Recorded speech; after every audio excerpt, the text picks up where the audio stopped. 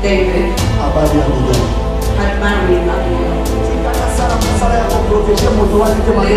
The duty of protecting our person so that the church can separate from David. They can separate from David. Once they separate from David, he will then marry. He will then marry the church. It was not yet dead.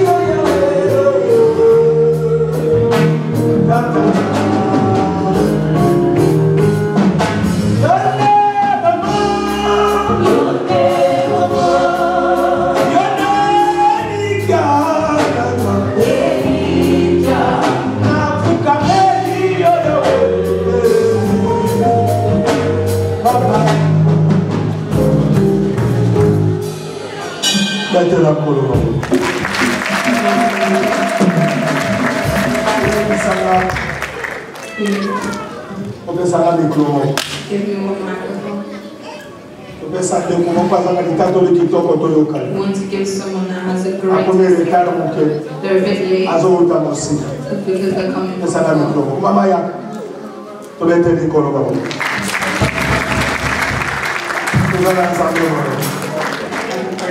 Hallelujah. Hallelujah. Hallelujah. Oh, God is good. Don't worry, maybe there's a lot of people. Peace will help you. Give us at least 5 minutes of the testimony. What has the Lord done for you? Amen. I praise God for what He has done within my life. I was ill for 5 years. But they couldn't see the illness. They operated on my heart twice. I had issues with my intestines.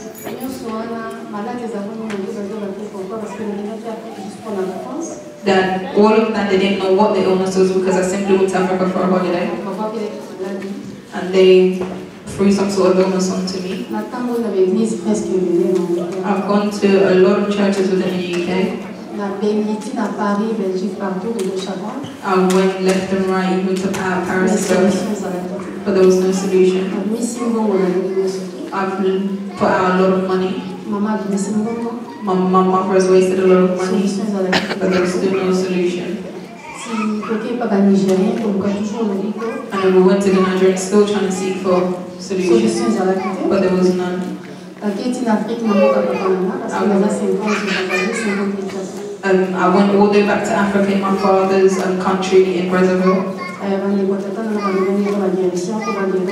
And my uncles have taken me to all sorts of places. There was no solution. I looked for pastors in Congo. I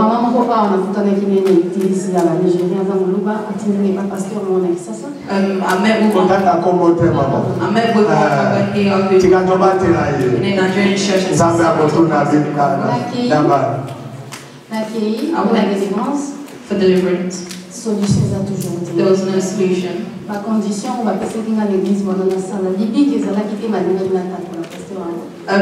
the conditions that they told me to do within that church, there was no solution. They were forcing me to testify. To say in Congo, in the TV channel Congo. And because I refused, he went back to his village. As he was coming back, he did a 7 days campaign.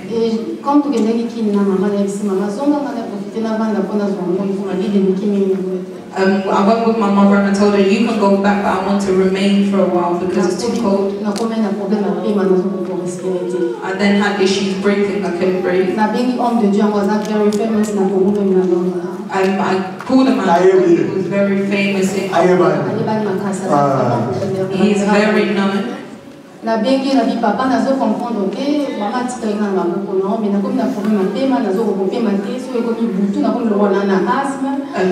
told the pastor and I said, I don't understand, my mother didn't mean your hands.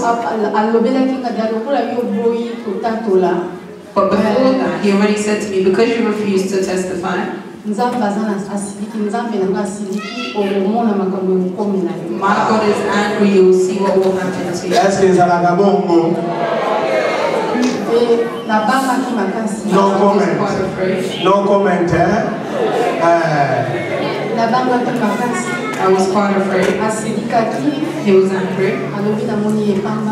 And he said, I've seen him as nothing. As my mother returned, that's when the attack started even greater. I found myself within the hospital. I don't know Congo. It was very complicated for me. And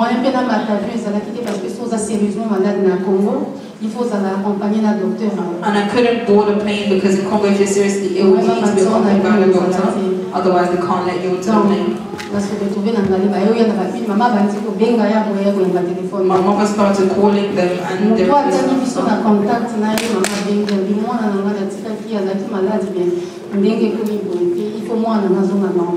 The person that had sent me to the pastor, my mother called them and told them that my child is seriously ill and they need to go back home. That pastor then arrived at the hospital. I was unconscious. I didn't know myself.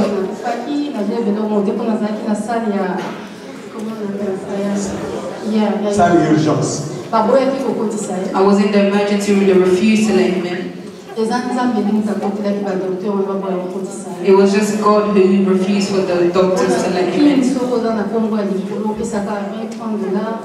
Because in Congo, if you're not very well known, you need to do just pay a bit of money and then they do.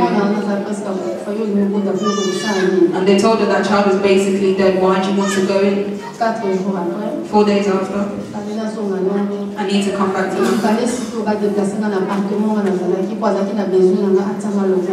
And they needed to move me from the apartment I was staying at because they needed to put their hands on me. And the Lord done grace and I was removed. I was still unconscious, I couldn't walk. I lost pretty much everything. And in Congo they found out that I had fluid within my heart again.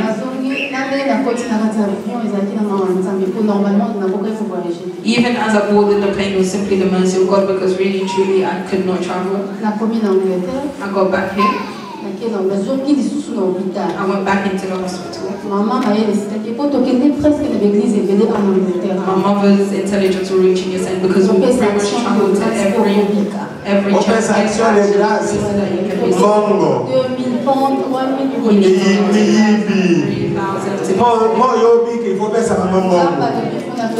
So they said how God said I needed to give money for me to be saved. They really take advantage of those that are vulnerable.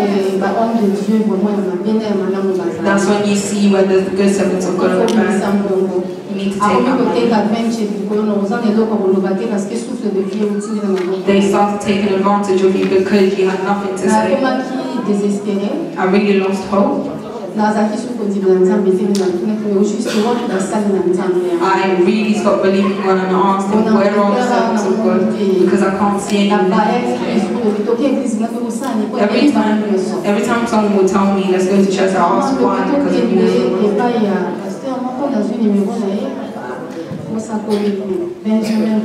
and my mother told me I've got the number of the pastor. And I asked her, did you bring him can you not see that people are doing businesses of people's flesh now? They have nothing to give people. I said, let the Lord take me if he wants to take me. Because I'm tired of people just playing around with me, putting all sorts of spirits onto me. And my mother said, let's try.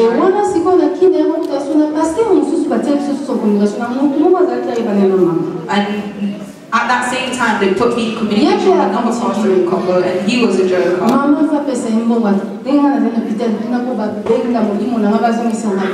mother had to pay them so that they can bring back my spirit.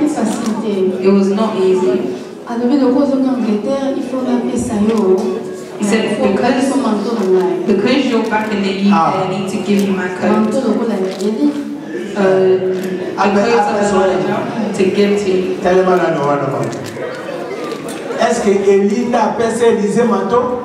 Was it Elijah Lee giving Eli the code? Eli alobakabo. Eli said, I cannot give.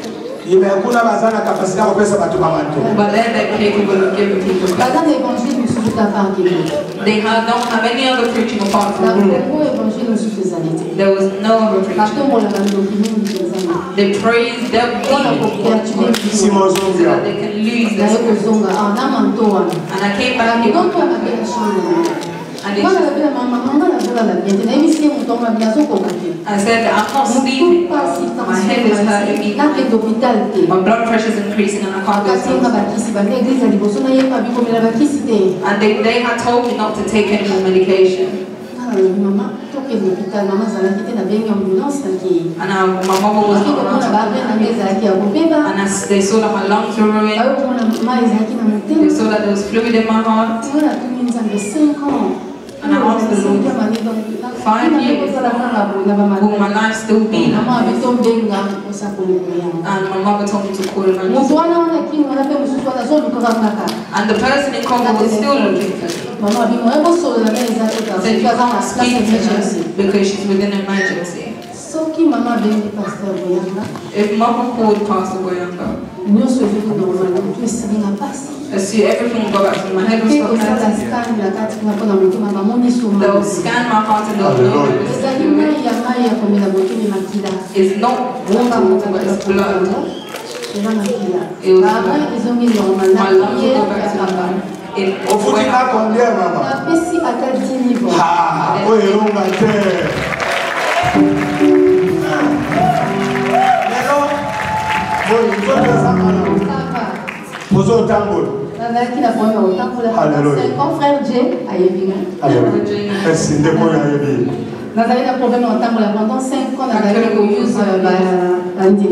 I was using crutches, chaise roulante, even wheelchairs. For the illness that they had thrown onto me. But the God that served me, he had mercy on me. I didn't know how prayers were. The doctors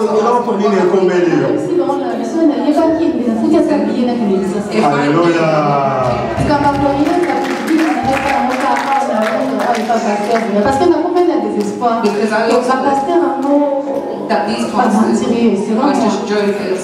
Il faut que ça monte pour You need ça to par pay action de grâce. because the Lord said Avant action de before you can be healed. sous le but qu'on a le but basiré il y a ça moi il va le but il y a ça mais la bonne engagée pour mon PC bon. One even told me that mermaids would need a should pray for because mermaids would give them money. Parce que ça y est aux hommes c'est un endroit de You're a man of God. How do you have contact with mermaids? non mais bah article qui a un message. He sent me even a message. Mon oui au babi parce que la communauté israélienne. They wrote Nabi it donc to me. bateau bazar le kuta bateau And I really said the people that stand in microphones are na lying. baya qui va monter surtout dans son amoni à ta YouTube quand tu as le kuta. I really hated all of Na them. nzima Even kiteke nzambe okai kusala. and I didn't believe that God would possibly do stuff for me. Naza na respect makasi pa pasteur Boya. Respect. Nzambe mwazo sale na zali nzambe likikote. The God that he On a mis nzambe na bango kamo nyonso bazobi benga ke bango nde bango. because I tried God and the Lord has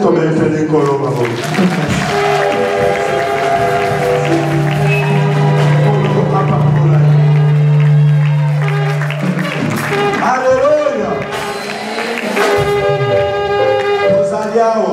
You're here. Yo, on a zalaka na prophète moko soki wapi wabikolaka. Somewhere else. Lelo nzambe oyo abikisi mama na biso. The God that saved our mother Afutisi mbongo te. did not make him pay. Lelo abwaki babeki Today she's thrown out. azotambola zana bomoi. Walking perfect. Oyo elonga te.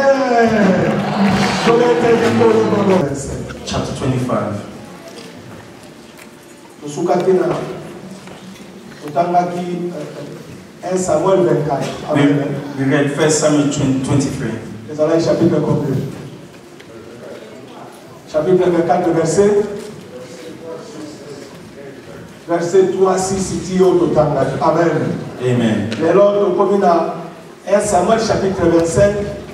Today, 1 Samuel chapter 25. Okotanga yango mobimba na ndako. You can read the whole of it from the house Oui, parce que suki because it has ended na 44 to 44.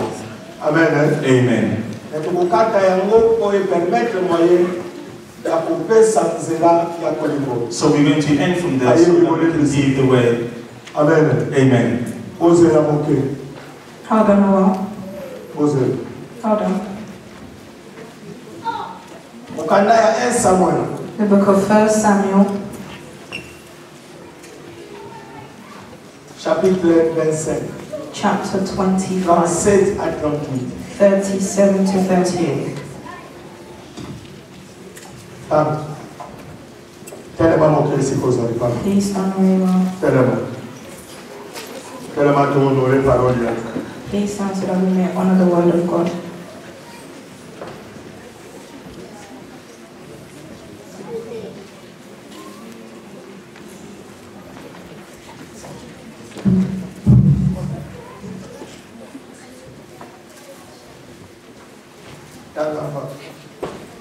Nous lisons le livre de Samuel, 1 Samuel 25, au verset 36 à 37. Nous lisons. Abigail arriva auprès de Nabal. Et voici, il faisait dans sa maison un festin comme un festin de roi. Il avait le cœur joyeux et il était complètement l'ivresse. Elle ne lui dit aucune chose, petite ou grande, jusqu'à la lumière du matin. 37. Mais le matin, l'ivresse de Nabal toujours les temps coupés, autant qu'il y a un moment dans le vallée. Madame Paramola est de voilà. C'est là mon campagne. Amen. On est mis à toujours les temps. 1 Samuel, chapitre 25, verset 37 à 38. 1 Samuel chapter 25, verse 36 to 38. Le livre de 1 Samuel 25 au verset 36 à 37. Nous lisons au nom de notre Seigneur Jésus. Abigail arriva auprès de Nabal, et voici, il faisait dans sa maison un festin comme un festin de roi.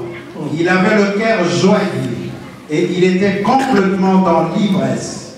Elle ne lui dit aucune chose, petite ou grande, jusqu'à la lumière du matin. 37. Mais le matin, l'ivresse de Nabal s'étant dissipée, sa femme lui raconta ce qui s'était passé. Le cœur de Nabal reçut un coup mortel et devint comme une pierre. Amen. Totangi mukana Samuel ya yambo mukakona ngwa tukumi bale na mitano nzele ya tukumi sato na motoba kino tukumi sato na samu totangi na kombo na Yesu. Abigail akombi epai na Nabal tala abongisaki elambo na ndako na ye lokola elambo na mokonzi pe motema na Nabala esepelaki kati na ye pona alangaki masanga mingi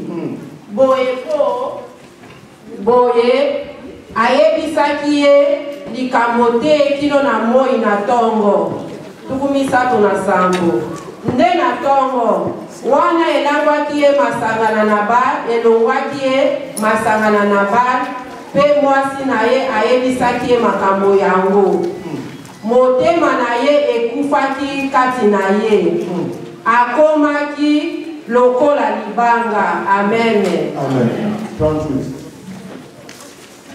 Now Abigail went to Nabal, and there he was holding a feast in his house, like the feast of a king. And Nabal's heart was merry within him, for he was very drunk. Therefore she told him nothing little or much until morning light.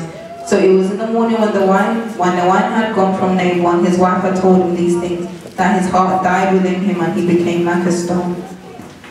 38. Environ 10 jours après, l'Éternel frappa Nabal et il mourra. Amen. Amen. Tukumisato na mwambe.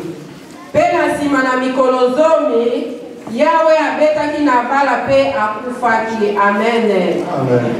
Then it happened after about 10 days that the Lord struck Nabal and he died. Let's pray. Father of glory, the living God, King of kings and Lord of lords, we come in front of you to gain knowledge, to gain intelligence, to gain intelligence coming from you, our God. We take authority upon anything that does not confess your name where we are. I capture its powers and I throw it into dry places. In the name of Jesus Christ, God of Nazareth, the living God. Amen. Bless it. Oh,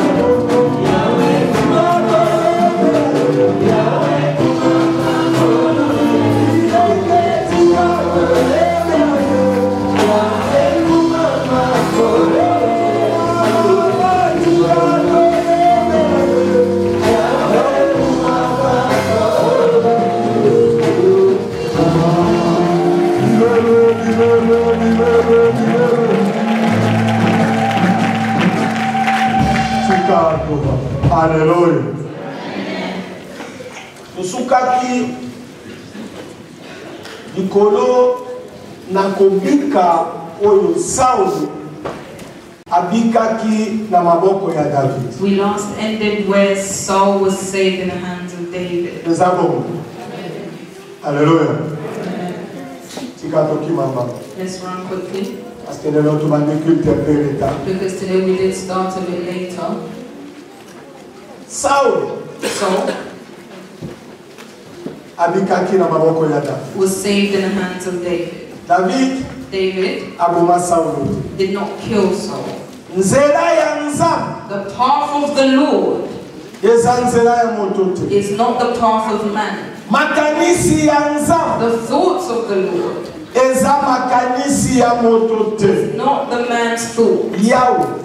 Lord, that says so. Do not forget that within your life you have a path which is not dependent on you but rather depending on God. God, He's the one who's leading a man because He knows exactly what He plans to do. Amen. If a person knows that their way is no longer dependent on God, if a man knows that the thoughts of the Lord is not dependent on man, humans will then learn to leave themselves in the hands of God. Let me just do a reminder. The pathway that the Lord was walking with David, he met with his fellow members before killing Goliath. His siblings did oppose against him, but the Lord still fulfilled His will. In the pathway of David, a journey that the Lord was taking. So he appeared in front of David. And it did not just end with Saul. In the journey that the Lord had planned out for David, there were the elder ones who were found on that same and others even died because of truth, because of defending the truth. In the pathway of Saul, I want to explain it like this. There were good and there were bad people. I want to say this. Each individual, as we sit here, you need to know that within your pathway there could be bad people standing against you. The Lord may allow the bad people to come through your path. But the problem of the Lord is not those people. The problem of God is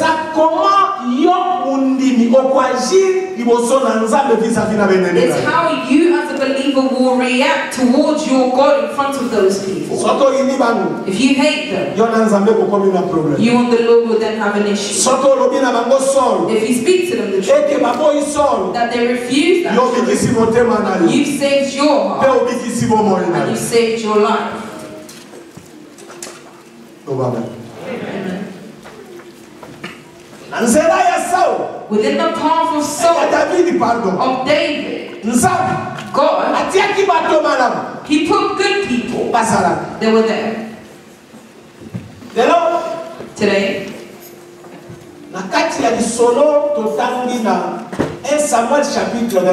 within the story that we have read in 1 Samuel chapter 25, get into the end of it. We see that a couple has appeared in front of David.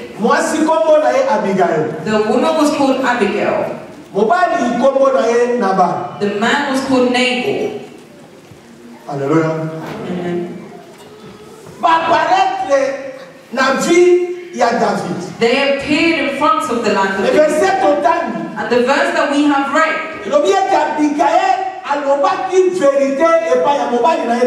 it said that Abigail had said the truth to her husband. And that truth, it was pain within the heart of Nabal. His heart hurt. 10 days after the Lord killed him. But what actually caused the Lord to kill him? This is where we will learn our lesson. Let me tell the story. When David was going to fight so that he could save the city of Noble, when David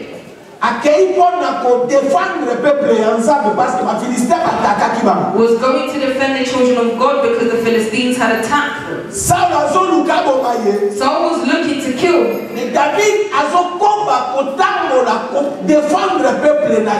But David continued to defend the children of God. I want to awaken your conscience. If you read within everything, nowhere would you see that David is looking for his own interest. Nowhere David was looking for money. Never. David was within the service of God so that he could be fulfilled the will of God. But Saul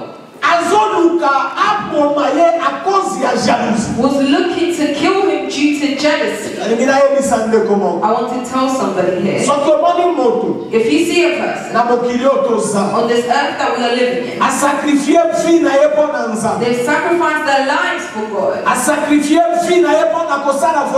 They sacrifice their lives to fulfill the will of God. They sacrifice their lives to look for the interest of God. Be careful with that person. If you fight against them, God will also fight against you. David qu'on défendre ville ya nombo bato ya nombo ezalaki kaka bato te azo défendre même bénédiction na bango. He wasn't just going to defend the children of God within the city of Noble, he was defending them as well as their blessings. Alléluia. Amen. Tango azokende kobundela Israelite. When he was going to fight for the Israelites, Tango azokende kobundela ville wana pe bato bazana kati. when he was going to fight again for that city and those within it, Il faut yeba kazobundela na ba bénédiction na bango. you need to know that he was fighting for their blessings also.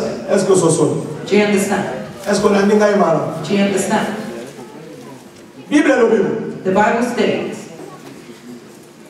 Na moka wana within that city, Nabal Nabal azalaka riche, was wealthy. azalaka béni. He was blessed. Mwasi na ye Abigail. His wife was Abigail. Et tango Samuel akufi, And when Samuel had passed, prophète akufi. the prophet had passed. Bible lobi bato nyonso baleli. The Bible states that everybody mourned him. Bato nyonso bakundi. Everyone had gone to bury him. Et David amataki a continué nzela na esika zaleka. And David left and continued on his journey. David azo continuer konvivre na zambu. continued to live within the jungle. Kubosana te sika nzamba lokota. Do not forget where the Lord picked you up from. Naye na poto I've come to the UK nakuti bato nyonso babongo. and I see that everyone has made it. Moto te andimaka kauta na monga fu. No one accepts the fact that they've come from a poor part of the city. Moto te andimaka kenzamba lokota na malweka. No one accepts the fact that God picked them up from a poor side. Soto wanga ni sika nzamba lokota yo. If you deny where the Lord once picked you up from, Okondimaka jamais bolamu ya nzambe na vie na you yo. will never accept the blessings of the Lord within your life. Est-ce que ce sont? Pour moto azala reconnaissant. For a person to be grateful, Pour moto a reconnaître bolamu ya nzambe na vie na for yo. a person to realize the goodness of God within their Il life, faut bande siko utaki. you need to start from where you go back to where you started. Omitani. Look at yourself, Esika nzamba lokoti. where the Lord wants to pick you up. Kali munene ya nzambe. Look at the goodness of the Lord, Esika okomi. where you are. Olobi nzambo za nzambo kotikala And then kakati. you say, God, you're God, and you will forever remain God. Bible lobilo. The Bible states, David David, toujours na zamba. he was always within the forest Na 600 personnes oyo azalaki na bango. with the 600 people that he was roaming around with. Nzala ezala. There was hunger. Azalaki eloko ya kolia. They lacked food. Lokola adefendaki ville wana. But because he defended that city, Aprotegeaki banyama richesse ya Nabal na Abigail. he protected the wealth of Nabal and Abigail. Aprotegeaki bénédiction na bango. He protected their blessing. Aprotegeaka bolamu na bango. He protected their goodness Po ba Philistins babebisa yango. so that the Philistines would not destroy it. Tango bakeleli. And when they lacked, Nzala ezalaki. there was hunger. David, ayebisi bato oyo azalaki na bango. he had told those that were with him. Ayebisi mibali oyo azalaki na bango. He had told the women that were with him. Bajene azalaki na bango. All the youths that he was with. Alobi bokende na mboka. And he said, go back to the village. Okokuta moto moko na kombo ya Nabal kolo ba frère mo bozomona. You will see there will be a man by the name of Nabal who's the owner of all the farms that you can see. Soki bokome pa na ye. Once you get to his place, Bo pesa ye moto. greet him. Loba na ye kimia ya nkolo ezala na ye. Tell him, may the peace of the Lord be with you. Kimia ya nkolo ezala likolo na bozwi na ye. May the peace of the Lord be upon your wealth. Kimia ya nkolo ezala likolo na libota na ye. May the peace of the Lord be upon your family. Alobi soki bosilisi kopesa ye moto. He said, once you're done greeting or shaking his hand, Oyebisa ye bo. then tell him, David, atindi biso po osunga ye na biloko ya kolia parce que maza na biloko ya kolia. he has sent us so that you may help him with food as he is lacking. David alobi na bangobo. David told them, Yebisa Nabal. tell Nabal Ke tango ba Philistins balukaka kobebisa biloko wana biso to protégeaka yango. that when the Philistines looked to destroy our land, we protected it. Na vie, In life, il faut zalaka reconnaissant. you need to learn to be grateful. Na vie, In life, He said, do not keep it from you. That if those animals, if those wealth are there, and it's still there today, it's because we didn't ruin it. When they told Nabal, Abigail, his wife, was not around. They saw Nabal, they told him, listen to the words of Nabal. Who is David? Who is Isaiah, his father? For me, Nabal, to go and take my wealth and give to him. What I have prepared for my servant to give to him. When Nabal was saying all of these things, all his servants were listening. But his wife, he knew who David was. That's why in all families, if one has spiritual eyes, they will save the rest of their family. In every family, if the woman or a man can see further away, they will protect their children and they will protect their blessings.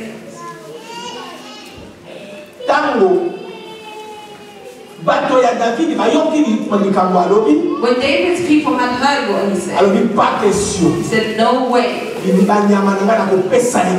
My animals I will not give it away. They were obliged to return. And they went to tell David. When they got to David,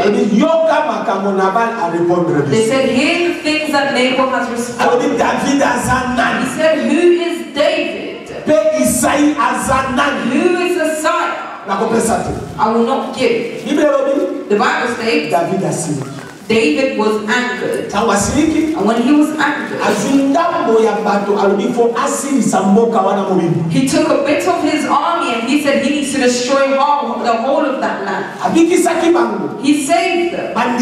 They did not agree with him. And now he's going to fight against them.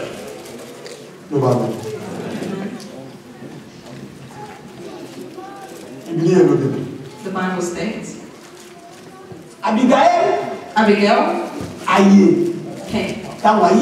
And when she came, he got to where her husband was. All the servants that overheard what occurred went quickly to tell her what happened. That mother, Nabal a pesi bato ya David et causer biso problème. The answer that Father Nabal has given today, the people of David, will cause an issue. Yo. Listen. Na vie. In life. When you're walking. Na moto. With a person. That knows where to discern wrong from right. Praise God. Praise God. But if you're walking with a person, with the good and the bad, and they just mix everything, one day something will happen to you. When Abigail, this woman, had heard this, she said, what?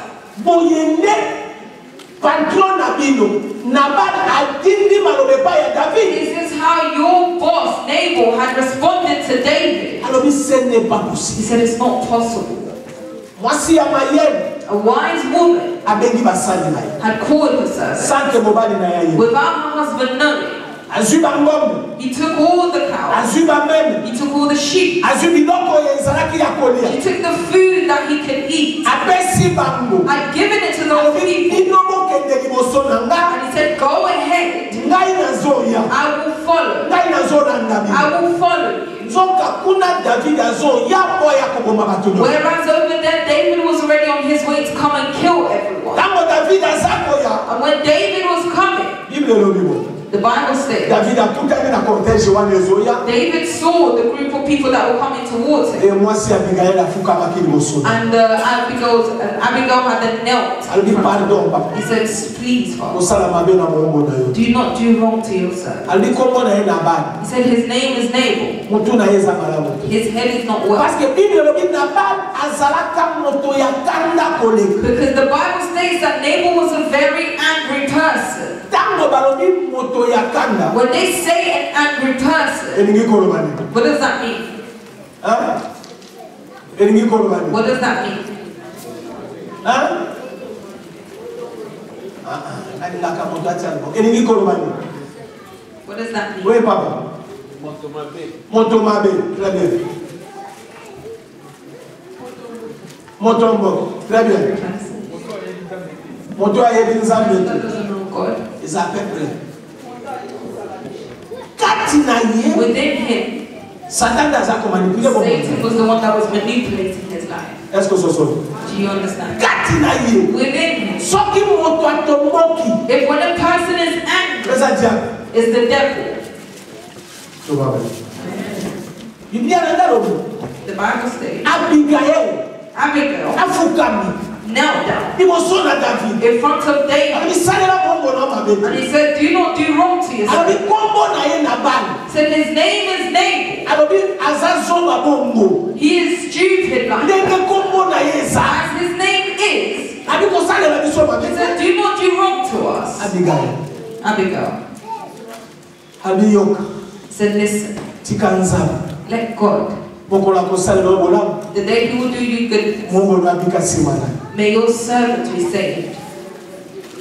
Abitikate loboko na we sala mabe likolo na moto. He said, do not allow your hand to do wrong upon anybody. Abigail Abigail azoteya David. was now preaching to David. Alobi David. He said, David, Konfanjete. do not prevent against him. Let the Lord Alobela. speak for you. Asalela. May he do for you. A défendre. May he defend A you. justifier. And may he justify you. Biblia elobi. The Bible states David ayo. David heard.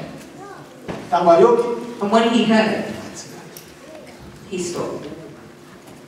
Tango bake. When they left, Azwi bilok. they took everything. Abigail azo. Abigail then returned. Tango azo kaya misi moba na ete loko ni nesali. When she returned, she didn't actually tell her husband what had occurred. Apekisi basali na yeke balobe lokote. And she stopped her servants from also saying anything. Biblia elobi. The Bible states, Mokolo moko. one day, Abigail Abigail asalisi fete ndenge baluwa basala. had a feast the way the kings do. Nabal azalaki na joie. And Nabal was filled with joy Pona mutu na ye. because in his head, Ezaka akomela. it was just drinking. Biblia elobi ameli masanga The alango. Bible states that he drank so much that he became drunk. Ikambo ya mibale kati na Nabal akuiti. The second thing within Nabal was drunkenness. Voilà pourquoi Nkolo asunginga na yebisa bino ke azalaki manipulé na diable. Hence why the Lord has helped me to tell you that he was manipulated by the devil. Kati na ye Within him, semansi ya Nzambe ezalaki. there was no seed from the Lord. Nabal azobina. Nabal was done. Nabal azosepela. Nabal was rejoicing. Nabal azana esengo. Nabal was filled. Azomela. He was drinking. Azomela. He was drinking. Abigail avandi kimya. Abigail just sat there silent. Azotalaka. He was just looking. Azotalaka. He was just looking. Azotalaka. He was just looking. Azotalaka. He was just looking. Azotalaka. She was simply Alobi looking. nakoki koloba nete tango azana He kuiti. said, I can't tell him when he is drunk. Il faut nazela jusqu'à ce que kuiti ekosila na koyebisa. I need to wait until he sobers up and then I will tell him. Biblia elobi. The Bible states Tango kuiti ya Nabal esili. that when Nabal sobered up, Abigail Abigail alobi na Nabal. has said to Nabal, Ayebisi ye vérité. he told him the truth. Biblia elobi vérité wana esali Nabal akoma lokola libanga. And the Bible states that that truth had made Nabal become like a stone. Akufi kati na ye. He died within him. Comment How yo Nabal can you Nabal? obanga Nzambe te. You do not fear God. Nzambe soki a établir moto keba na moto wana. If God has established a person, be careful with that person. Soko kebi te. If you're not careful, Akabe koya na vi na biso. the wrongdoings will occur. Akabe koya na bandako na All biso. sorts of curses will enter your home. Akabe kotushe ba familia na biso. Curses will touch your family. It's simply because the Lord has established David, hence why our wealth is still here. But David, he is the one that has fought for us in order for us to have the peace that we have today. The Bible states that when Nabal had his heart died, the Bible states 10 jours après, 10 days after, 10 jours, 10 days, the Lord killed Nabal. God killed Nabal. If you read, the Bible states that when David heard that Nabal died, he said, God, I praise you because you did not want your servant to go and sin. Amen. When Nabal had died, David had married Abigail. David.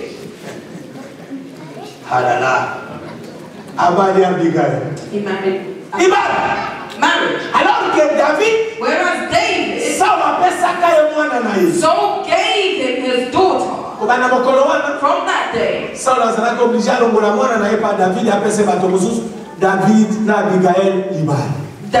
Saul was obliged to remove his child and give his child to somebody else because David had married Abigail. I'm about to finish.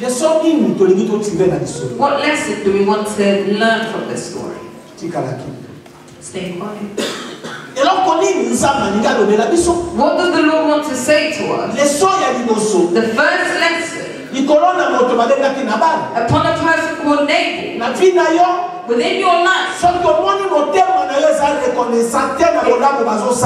if you see that your heart is not grateful from the goodness that people are doing for you, know that a whole demon has now entered within your life.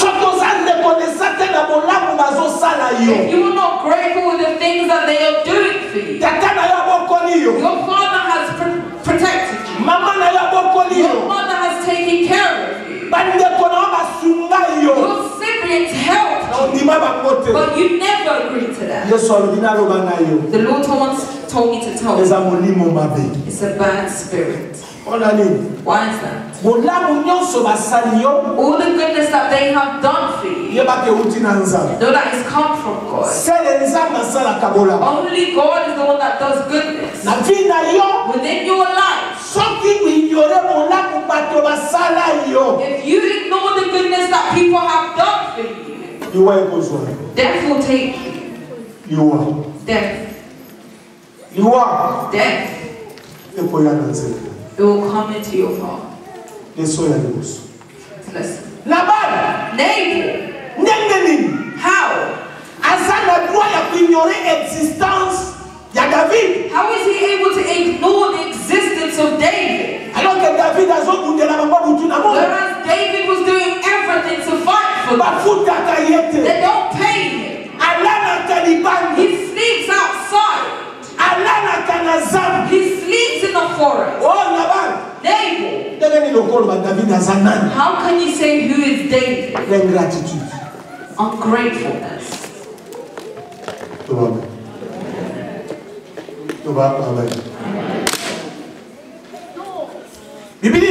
The Bible says this. David. What's the second lesson? The second lesson is this. You are a believer of Christ. Even if people are not grateful of the goodness that you have done for them.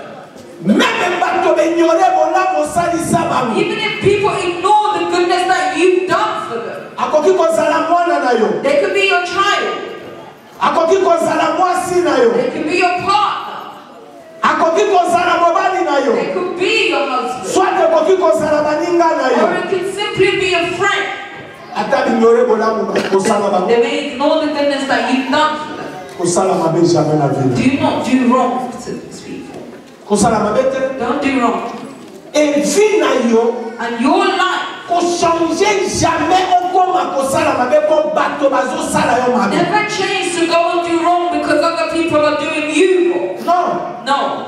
Non. No. On dit beaucoup ça la bonne côté. A believer can never be like that. Rebele ya bato. A lot of people, Lelo ba koma kosala mabe ko bato basali bango mabe. they are doing wrong because other people have done them wrong. Mondi. A believer, Moto malam. a good person, Atika la ka toujours malam. they forever remain a good person. Moto malam. A good person A continue ka ko défendre nzambe na ye. continues to defend their God. Ataba tioni opona nzambe. They may curse you, mock you for God. Ataba lobi osanang. They may say, who are you? Na mokiloko zangatini. In this world you may lack value. Eloko eza important do la bayeba. But what's the most important is that the heavens know. Soki lo la bayebi yo. If the heavens know you, Eza très important na vie. then that's what's most important. David. David, Afrikanda. he was angry. Alingake leko bomba He bali. wanted to go and kill him. Mais. But Nza. God, Oya lingaka bato basala mabete. the one who does not want other people to do wrong, Intervenir mbala na neba. he intervened. Bana ya liboso. The first time Ezalaki ntango alingaki koboma Saul. was when he wanted to kill Saul. Bible elobi. The Bible says Saul ayebisi bato, David ayebisi bato neke nzambe aboyisinga na nsima moto. David told his people that the Lord has refused that I touch that person. Mbala ya mibali. The second time, Nzambe a intervenir. the Lord himself intervened. Ntango David azwi nzela ya kokende kosala mabe. When David was on his way to go and do wrong, Nzambe aboyi. the Lord refused. Mosantu. A holy one Mfatikala mosantu. must forever remain the holy one. Moyengebeni ya nzambe. A righteous man of God, Ifotikala moyengebeni he ka. must forever remain the righteous. Ata bato baboya yo. Even if people have rejected you, Ata bato basundola yo. even if people have denied you, Ata bato batelemela yo. even if people have still engaged you, Batela moyengebeni paske kolongisaka yo inchu. protect your righteousness because it will save you one day. Akombie lo bibo. The scripture says Itumbeza ya binoto. the battle is not Na yours, bitumbeza ya nzambe but the la. battle is for the living God. Mondi. A believer Lelo. today, Okomona bato balingi koloba mingi. people like to talk a lot. Bato balingi ko se défendre. People like to defend themselves. Bato balingi kobilongisaka. People want to make Bato bazodu themselves. ifo bayeba ke ye bazala. People need to know. People want other people to know that they exist. Tango David alukaba amilobela nzambe aboya aloba atika ye moko nzambe alobela. When David wanted to speak for himself, the Lord refused, and the Lord said that he will speak on his behalf. Nalingi na limbola bo. I want to say like this. Mabe nyonso bato bakosala yo. All the wrongs that people may do for you, Esika nyonso sali bolamu eke bato wana basaleli lo mabe. wherever that, the place that you've done goodness and those people have returned a bad favor to you, Ata yo lobi te. even if you don't speak, Na nazoloba na wake nzambe akofrape bato but I'm wana. telling you that the Lord will strike those people. Yokanga. Listen, Nzambe God, akofrape bato he wana. will strike those people. Nzambe God, aboyi David ako. he did not want David to kill, Ata apekisaki David. even though he stopped David, Nzambe aboma na ba. but God killed David. Loba. Amen. Leso ya. This is the lesson. Ondimi. A believer, Oza na devoir ya kobatela bomo. you have the duty to protect your life. Oza na devoir ya kotambola na boyenge. You have the duty to walk in righteousness. Oza na devoir ya kokontinue kobanga nzambe. You have the duty to continue to fear God. Na mokili oyo toza In this world that we're living in, na nzela nzambe azomema yo. the path that the Lord is taking, Bato mabe bakoya. there will be bad people. Bato malamu mpe There will bakoya. also be good. Faut changer bizaleli na yo te. But do not change your way of being. Continue kobatela boyengebeli mpe sainteté na nzambe na po yango nde kolombisa Continue bina to yo. protect your righteousness and your holiness towards the Lord, because that's what will save your life. Troisième point. The third point Oyo il faut to tirer leçon. that we must learn a lesson from. Tomoni mosala Abigail asali. We saw the work that Abigail had done. Abigail, azalaka mwasi. she was a woman. Azalaka mobali te. She was not a man. Mais Abigail But Abigail adefanda nzambe. had defended God. Adefanda justice ya She nzambe. defended the justice of God. Mwasi A woman aproteja David mpo akweya na lisumu te. protected David so that he did not fall into sin. Bible elobi. The Bible states, Moto oyo azwi mwasi malamu a man who finds a good woman azwi bonheur. has received a treasure. A person who finds a good woman, I'll say it in 2 ways. The physical level, the life and the spiritual level. Let me speak of it within the physical. Within your life, the Bible states that the one who finds a good woman, they receive happiness. Who is a good woman? Is it the one that just puts on makeup? Is it the one that wears a branded clothes? A good woman is who?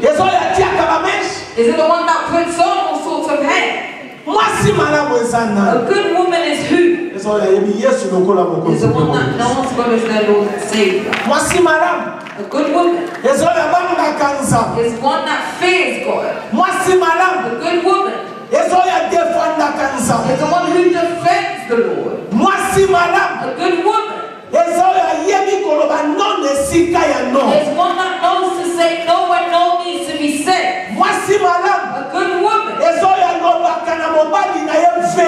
the one that tells his partner the truth. A good woman is the one that tells their partner that, hey, you have done wrong. A good woman protects her home. But a bad woman pushes the husband to always do wrong. Abigail has saved life. The life of the children, the life of the son, her home, her wealth. Although the husband had already fallen, Abigail had the spiritual eye. She knew that within Nabal it was Satan that was working. Did not leave her because it's my husband. I need to support. Because of this, I need to do this. Abigail said no. Me and you, Nabal, will deal afterwards. Let me do the duty of protecting that person so that no wrongs can occur to us. Within your life, before you get married, pray. A man does not accept everything from the wife. It can bother you. Mom, it can hurt you. How can pastor say so? A man does not accept everything. I have a wife, but I don't accept everything. Why? Ask me something. Why? Stay quiet. Adam accepted everything from Eve. They both died. Let me add a second thing. Abraham accepted everything from Sarah. In everything. Even the day that Sarah sent Abraham to sleep with her servant, and there was trouble within his home. Let me add a third person. Samson accepted. Delilah in everything. They cut off his power.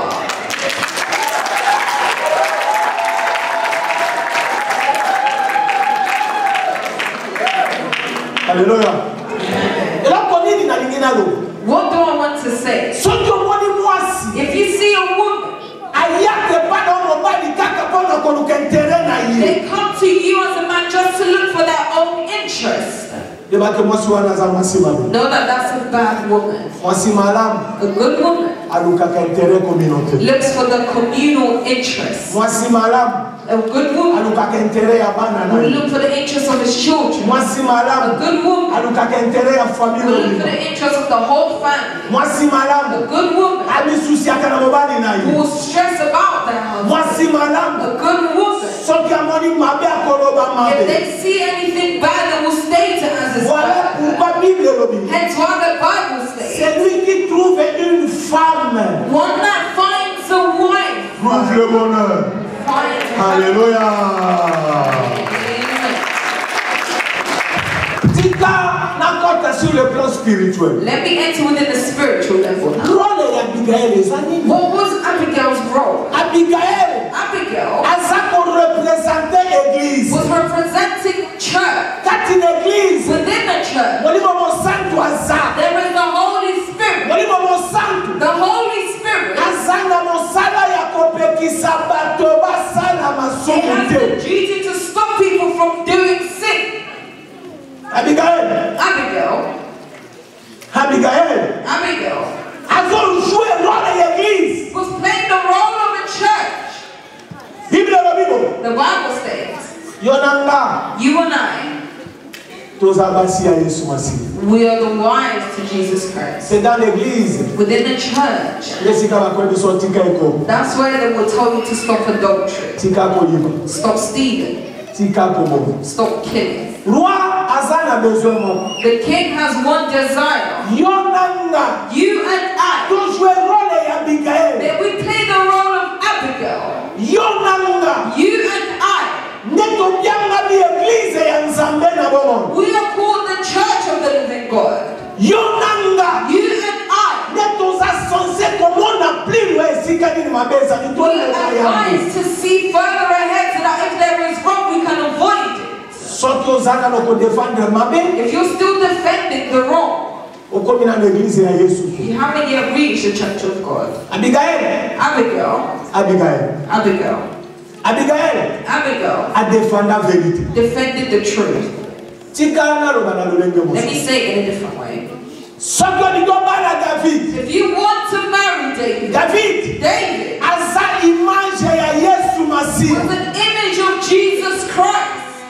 Okoki jamais kobala na Yesu. You can never marry with Christ Soki na bala kufite. if Nabal is not yet Il dead. faut na bala kufa na Nabal vida yo. has to die within your life. Oza na devoir ya koyebisa na bala mabe. You have the duty to tell Nabal of his wrong. Lobana na bala vérité. Tell Nabal the truth. Na bala. Nabal, Azanan. who is that? Aza Satan. It's Satan. Na bala. Nabal Azo représenter is Satan. representing Satan Na misala na yo. with his word. Moto nyonso ya ndimi Yesu lokola bokonzi pe mobikisi. And all those that believe in God as their Lord and Savior, Abengaka mabe na kombo na they ye. call the wrong by its name. Mabe The wrong, ako défendre yango. they will not defend it. Église. The church, David. David, Aza ko représenter image ya Yesu. is representing the image of Christ. Basani. The servants Oyo David atindaka epaya na bana. that David had sent to Nabal Eza mosakolo. is evangelist word, Eza bayekoli ya Yesu. is the servants, Eza ba evangeliste. is the evangelist, Eza ba prophète. is the prophet, Eza ba apôtre. is the apostle. Bangole Yesu atindi biso epaya na bana ko alibere bozwi ya bato Yesu They ngaba. are the ones that the Lord has sent to Nabal so that he could free his people. Mais But soki na bana yo kite. if Nabal did not listen, Liwa. death Ezozela is ye. awaiting him. Voilà pourquoi bakomi le Bible. That's why the scripture says, Mokolo ya suka. in the last days, Nzambe God akokanga Satana na bandema kobwaka bango. will capture Satan and his demons and throw them into the pit of fire. Ozalia mama. You'll hear mama, Ozalia papa. you'll hear father, Ozalia welenge. you'll hear youth. Otambolaka na moninga na yo. You walk around with your friend. Bolia. God, you Bomela. eat, you drink, Bosepela. you rejoice, Vivaka. you live. Makambo nini bosolola? But what do you speak of? Est-ce que makambo bosolola? Are the things that you're speaking about? Oza plaisir ya koyebisa moninga na vérité. Are you able to tell your friend the truth? Do ozotindika ye kaka na Or mabe. are you still pushing them to do wrong? Moto ya yebisa. A person that knows God, Moto ya kumbi molimo a mosa. person that carries the Holy Spirit, Moto ya za eglise ya a nza. person that is the church of God, Abikisaka bato na likama. save people from danger. Moto ya A yebisa. person that knows God, Asungaka bato ete bakutana na kanda ya they nzambe. help people so that they do not encounter the anger of God. L'église. A church, Église yale. the church of today. Abigail. Abigail, Uligobana na Yesu. you want to marry with Christ? Okoyoka moto na binga na bala You Yesu. see a person say, I'm married Christ. Ngai na bala Yesu. I'm married Christ. Eza slogan te. It's not a slogan. Po obala na For you to marry with Christ, Abigail needs to die. Nabal needs to die. Nabal has to die. Once he's dead, and then you live, and then you will marry David. Then even is Jesus Christ. He is the image of Jesus. You can never marry with Jesus if you do not stop doing it. If you're still within the stage of defending, no, you're not Jesus' wife. The church. The church.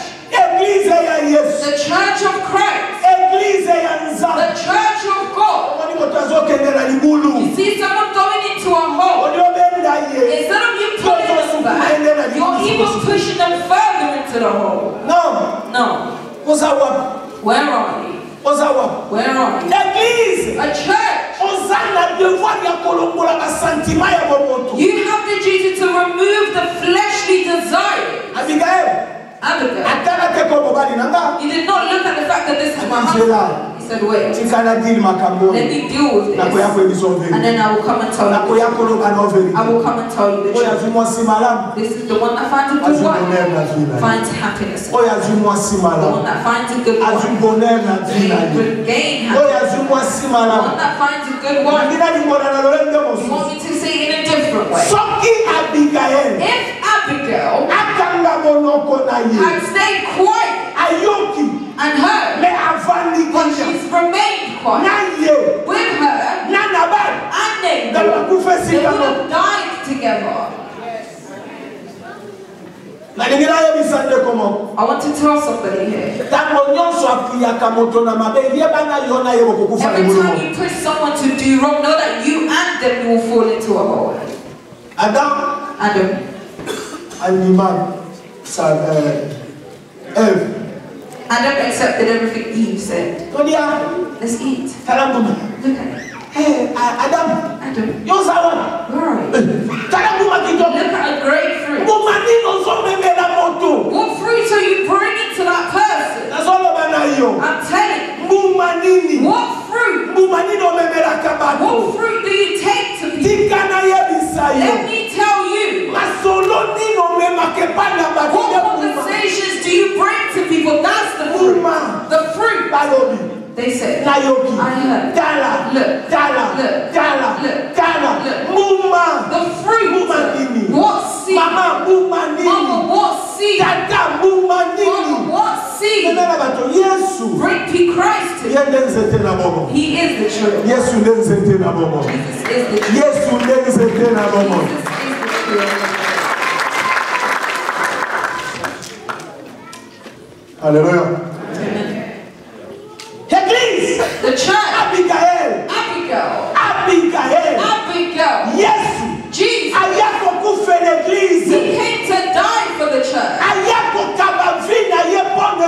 He came and gave his life for the church. For this church. It can remove the wrongs from you. Yes. Jesus. He came to die for the church. So that the church can separate from Nabal. So that they can separate from Nabal. Once it separates from Nabal, he will then marry. He will then marry the church. If Nabal is not yet dead, then within your life, Nabal is reigning in which part? Look within your life. Till today, Nabal is the owner of you in which domain? If it's anger, say from today me and you the marriage is ended. If it's gossiping, tell Nabal that me and you are ending. If it's adultery, tell Nabal that you and I, we are ending here. If it's cursing, tell Nabal that Jesus shed his blood for me. If it's hating other people, that Jesus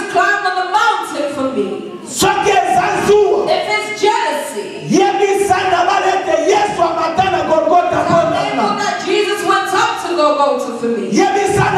Tell neighbor that it will hurt him. Neighbor will get angry. Neighbor will get hurt. Do not worry because God will kill him. God will kill neighbor. Your marriage can then remain. Hallelujah. Amen.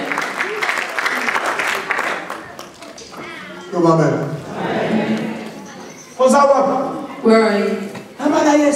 I'm married Christ. Just walk in the same path. So how are you? Yeah. Fine. You okay? Oh, where are you going? Abandi. Let's go. Do you know? Just understand the neighbor is here. Oh, till today you still married today? Not me, I'm already married. I don't.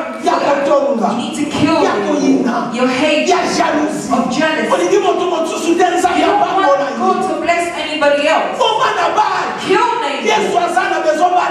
Because Jesus wants you to marry. Because Jesus is the King of Kings.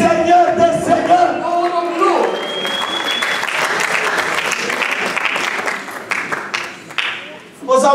Where are you? The Lord is speaking to you.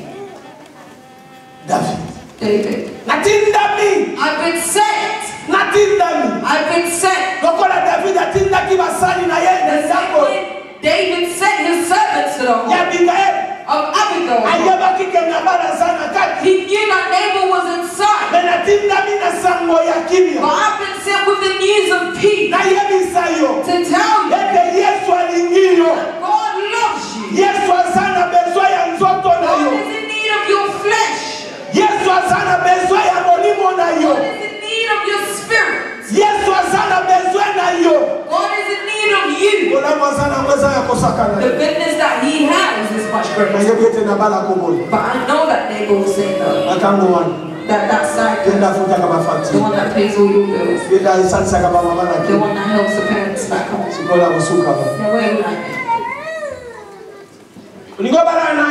You want to marry with Christ?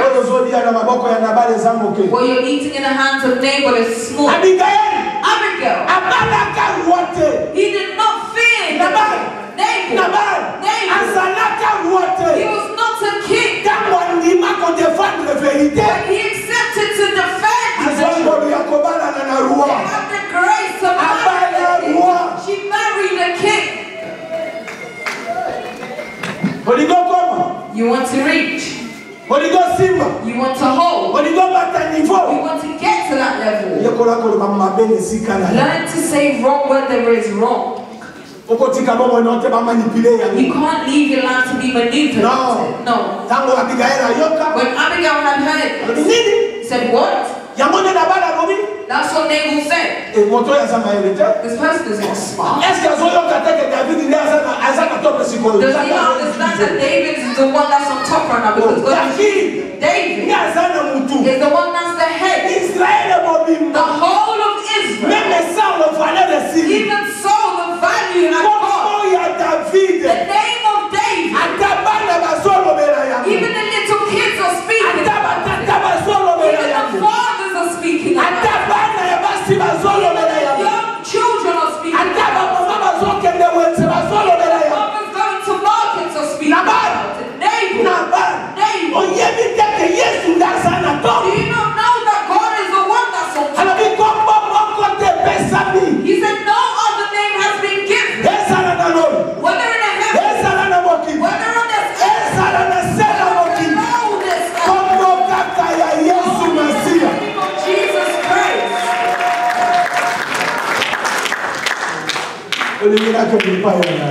Where do you want me to go? A true man. I'm married. You and I. We are eight. Because the Bible states you and I are wives to me. Let me tell you, I'm married Nabal. Do you know the day I married Nabal? I used to smoke. I used to smoke cigarettes. I used to drink alcohol. Nabal made me feel pain. Nabal took me to bar. Nabal sent me to hate. But one day, I told them, there is one king that shed his blood for me. There was one day, there was one king. He gave himself as a sacrifice for me. And he didn't ask me for anything. He simply asked me to give him my flesh. I told Nate, you alcohol, you drugs, you bar, you prostitute. You from today, you and I were fighting. I need to defend one king. The day I took the decision, the king called me. He said, from today, you and I will get it back. You and I will get it back. I will come with it. I will slave you. I will walk with you. And I will send you to tell those that are still married to able to end that relationship. In other ways, I can say, yes, Jesus, after me marrying, he became the man to work for me. He sent me to tell you that he has done goodness for you. Over 2,000 years ago, yes, Jesus, he went up to the mountain. Yes, Jesus, he gave himself as a sacrifice. Over 2,000 years ago, he was hit like a thief. Over 2,000 years ago, he accepted to shed his blood for you. And Jesus has sent me to tell you, don't say the things that make sense. Who is Jesus? Who is God? I still have a life on him. If you say that, be careful. Be careful. Abigail. Jesus is looking for the Abigail. In church, where the spirits dwell, he stops people from going to sin. The wrong. They call it the wrong. Hate me. Yes, reject me. Even if you leave, I'm marrying the great. I'm marrying the great. Tell me the things that are to come. Even if the devil plans, he is the one that knows. He will protect me. He will make me successful in my life. He will make me as the head. This is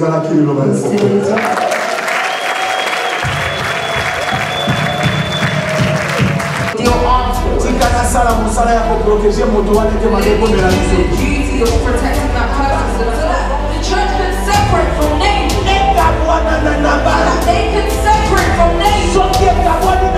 Once they separate from David had married Abigail.